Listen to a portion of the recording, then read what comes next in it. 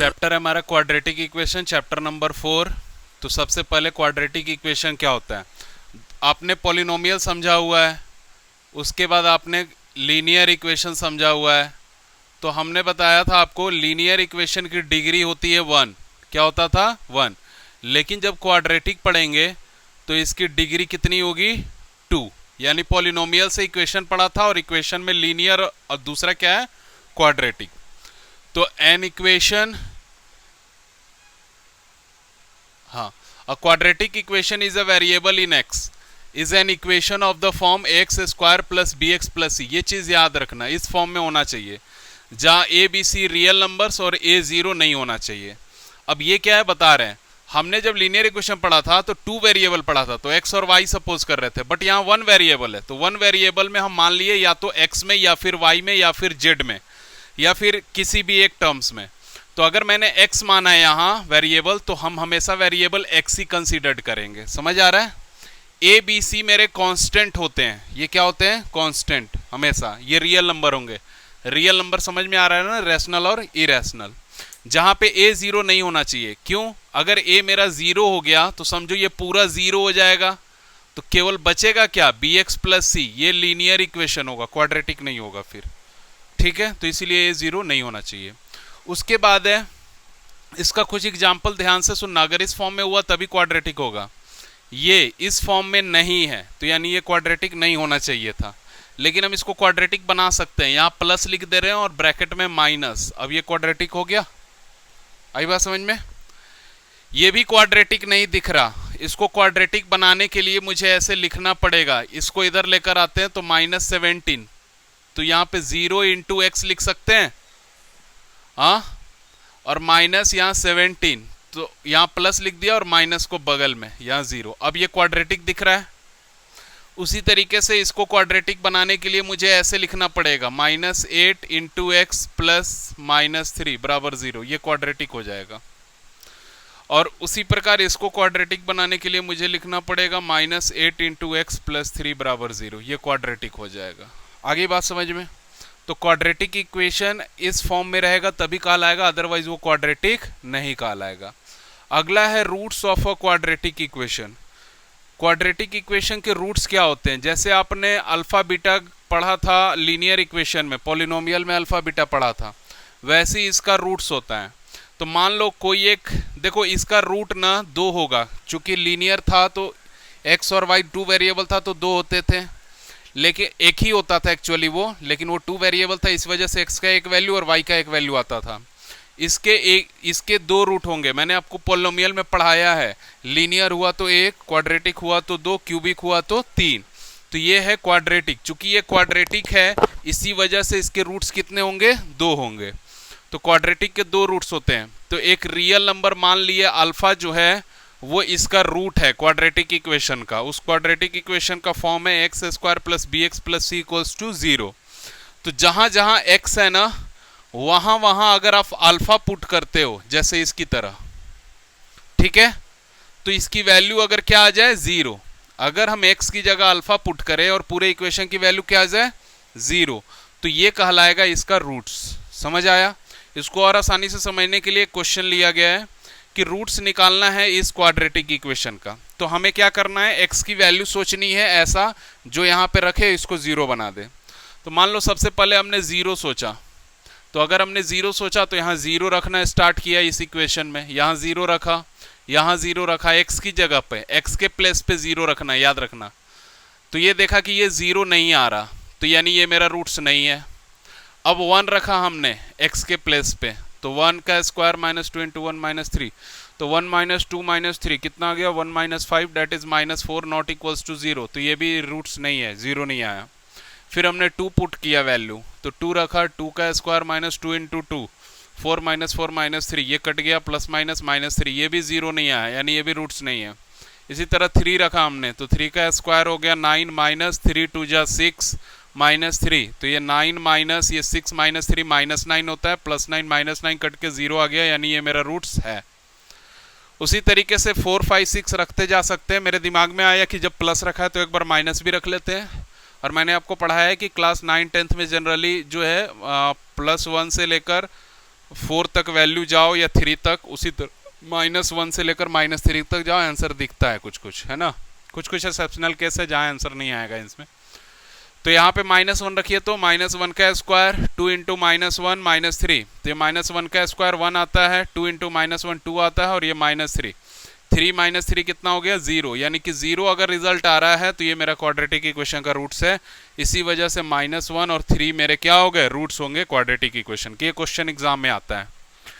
अगला सॉल्व करिए, लेकिन इस मेथड से नहीं बनाएंगे, बताएंगे आपको आगे मेथड, ठीक है, कौन से मेथड से बताना है, ऐसे टाइम निकल जाएगा। अगला एक टॉपिक है सॉल्विंग अ क्वाड्रेटिक इक्वेशन। देखो किसी क्वाड्रेटिक इक्वेशन को सॉल्व करने का सीधा सा मतलब है कि रूट्स निकालना है। क्या निकालना है, roots. So solving a quadratic equation means finding its roots, इसके रूट्स निकालने हैं, ठीक है ना।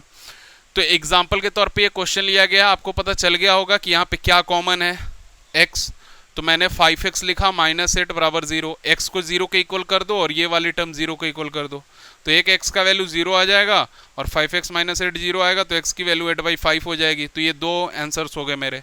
तो इसी प्रकार से 0 और 8/5 मेरे क्या हो गए, रूट्स हो गए किसी क्वाड्रेटिक इक्वेशन के। यहाँ तक समझ आ गया बात, हाँ। चलो अब थोड़ा बहुत इसकी हिस्ट्री समझते हैं और उसके बाद नेक्स्ट टॉपिक पे आएंगे, ठीक है। क्वेश्चन से करना, हाँ। रूट्स 2 ही हो सकते, उससे ज़्यादा नहीं क्वाड्रेटिक के, बस मैक्सिमम 2, मिनिमम भी 2, मैक्सिमम 2। मान लो ये इंडिया का मैप है, साउथ इंडिया है, ठीक है, साउथ इंडिया। तो जब इंडिया के मैप को देखोगे ना साउथ इंडिया से, तो जनरली यहाँ पे किंगडम हुआ करता था जिसका नाम आपको पता है,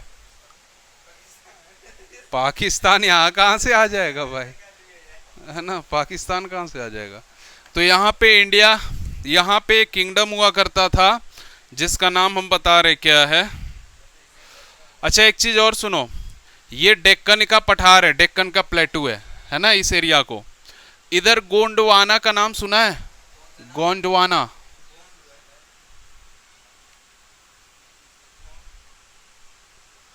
इसी के लिए मराठा और ब्रिटिशर्स के बीच में लड़ाई हुआ करती थी इस क्षेत्र को पाने के लिए। यानी कि ये पूरा महाराष्ट्र ऐसे, ये गोवा का थोड़ा सा क्षेत्र और इधर केरला, है ना। तो अब ये तो इधर हो गया, अब इनका नाम जो हो गया यहाँ से यहाँ पे, इनका नाम कोंकण हो गया। क्या नाम हो गया, कोंकण। तो ये कोंकण कहाँ का क्षेत्र है, थोड़ा सा इधर महाराष्ट्र का क्षेत्र लेते हुए ये गोवा का क्षेत्र, ये गोवा है और इधर केरला है। तो यहाँ पे एक ट्रेन भी चलती, इधर की रेलवे लाइन को बोलते हैं कोंकण रेलवेज, ठीक है, और कोंकण का क्षेत्र है। तो होता क्या था ना कि आपने देखा है यूरोप, यूरोप आप देख रहे हैं मैप में, यहाँ नीचे मैप में देखो यूरोप इधर है, ये इंडिया है, इंडिया के जस्ट नॉर्थ वेस्ट में क्या है, यूरोप है। यानी इधर से इधर डायरेक्शन में जाओगे तो यूरोप मिलेगा। इधर यूरोप में यहाँ पे पोलैंड दिख रहा होगा, है ना, सॉरी स्पेन दिख रहा है, स्पेन के जस्ट बगल में, स्पेन के जस्ट बगल में पुर्तगाल है ना। तो यहाँ स्पेन के जस्ट बगल में यहाँ पे क्या है, पोर्टुगाल, इसका नया नाम हो गया अभी, ठीक है। यहीं का वास्को डी गामा ने इंडिया की डिस्कवरी की थी, याद रहेगा। तो हाँ इंडिया के रास्ते की, तो इंडिया का भी डिस्कवरी कर ही लिया ना। हमारे यहाँ बुक में लिखा गया है कि he discovered the path to the sea, path खोजा था इंडिया के लिए, उनके बुक में लिखा गया, उसने इंडिया ही खोज डाला था, हाँ। तो ठीक है, तो ये क्या हुआ था कि सुनो, यहाँ के लोग जो थे ना, और इससे नीचे भी एक कंट्री है इधर, ईरान है, ठीक है। तो यहाँ के लोग जो होते थे वो क्या करते थे ना, वो आते थे मसालों के लिए कहाँ पे, केरल में, और यहाँ से लेकर जाते थे। तो जब ये लोग नहीं, पहले, इससे भी पहले का बात बता रहे हैं, उस ये तो बाद में 1498 के बाद में ना हुआ, उससे पहले क्या हुआ ना कि ये ईरान वाले लोग जो है ना, ईरान वाले, तो यहाँ से मसाले जाया करते थे इधर, और ये लोग यहाँ से एक टापू है, मतलब यहाँ पे थोड़ी सी जमीन की एरिया पड़ जाती है, तो ये यहाँ से यहाँ तक लेकर जाते थे घोड़ों से, ईरान के लोग घोड़ा खूब चलाते थे, ठीक है ना। तो यहाँ से ये लेकर जाते थे और फिर यहाँ से ये पोर्टुगीज या यूरोप में पूरे क्षेत्रों में मसाले जाया करता था। तो जब ऐसा जाने लगा तो वहाँ से विद्वान लोग भी आने लगे यहाँ पढ़ने के लिए। तो जब यहाँ पे देखेंगे ना, तो यहाँ पे है बिहार, बिहार का क्षेत्र, ये हिमालय का इधर रेंज आ जाता है, तो यहाँ है बिहार का क्षेत्र। बिहार में एक बहुत बड़ा यूनिवर्सिटी था जिसका नाम है, पता है क्या, सबको पता है, नालंदा। तो ये नालंदा यूनिवर्सिटी को बख्तियार खिलजी ने जला दिया था, है ना, उसकी लाइब्रेरी को। आपको पता है जब ये जला था ना तो कितने साल तक इसकी बुक्स जलते रही, पता है? हाँ, काफी लंबा समय लग गया था। ठीक है, मुझे जहां तक याद है शायद 3 से 5 साल लग गए थे पूरी बुक्स जलने में। हाँ, नहीं, पूरा एकदम राख होने में, डिकम्पोज होने में। ठीक है, हाँ, ऐसे 6 महीने 7 महीने तक, 6-7 महीने तक पूरी आगे निकल रही थी, केवल आगे। बहुत बड़ी, अभी घूमे कहाँ हो, जाके देखोगे तब ना यूनिवर्सिटी। मुझे लगता है कि जितना में अपना रांची है ना उतना में तो नालंदा नहीं, उससे थोड़ा सा कम में नालंदा यूनिवर्सिटी होगा।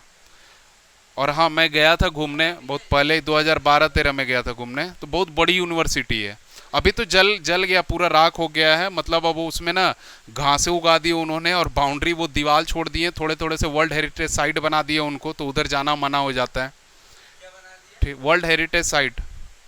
तो अगला देखिए, तो हुआ क्या कि यहाँ से लोग पढ़ने आते थे तो नालंदा, और उनको पता चल गया कि यहाँ मसाले होते थे तो लेकर जाते थे। अब धीरे धीरे ज्ञान का भी डिस्ट्रीब्यूशन होने लगा, यहाँ से ट्रांसपोर्टेशन होने लगा। अब ट्रांसपोर्टेशन 2 चीज़ों का होने लगा। क्या क्या चीज़ों का, समझिएगा। इंडिया से जाने लगे स्पाइसेस, मसाले, काली मिर्च, है ना, गोलकी, लौंग, इलायची, सब जाने लगा यहाँ से। और वहाँ से पता है क्या क्या आने लगा?